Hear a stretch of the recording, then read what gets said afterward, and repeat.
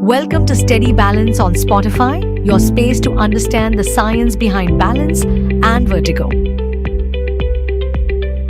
ভাৰ্টাইগৰ সাধাৰণ লক্ষণসমূহ আৰু আৰম্ভণিৰ সতৰ্ক সংকেতসমূহ। যেতিয়া আমাৰ মূৰটো ঘূৰাই বা বাহিৰ ফালটো ঘূৰাই থকা যেন অনুভৱ হয় তাকে ভাৰ্টাইগো বুলি কওঁ। ই এটা ৰোগৰ লক্ষণহে, ই কোনো ডায়েগনচিছ নহয়। ভাৰ্টাইগো হ'লে হঠাতে আমাৰ মূৰটো ঘূৰোৱা অনুভৱ হয়, বমি বা বমি ভাৱ হয় আৰু নিজকে এঠাইত থিৰেৰে ৰাখিব নোৱাৰা হওঁ।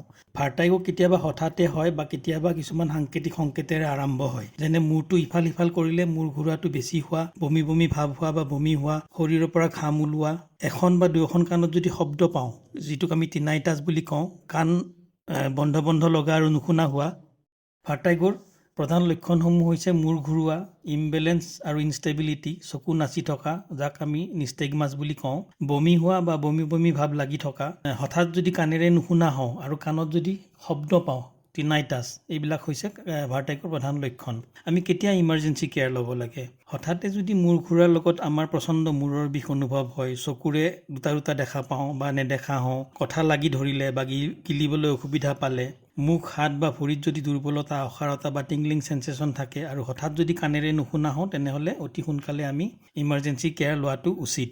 যদি ভাৰ্টাইগোৰ প্ৰব্লেম থাকে তেনেহ'লে অতি সোনকালে এজন কাণ নাক ডিঙি ৰোগ বিশেষজ্ঞৰ ওচৰলৈ গৈ পৰামৰ্শ লোৱাটো উচিত। A public awareness initiative by Dr. Reddy's.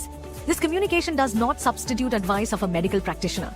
Please consult your doctor for any medical advice.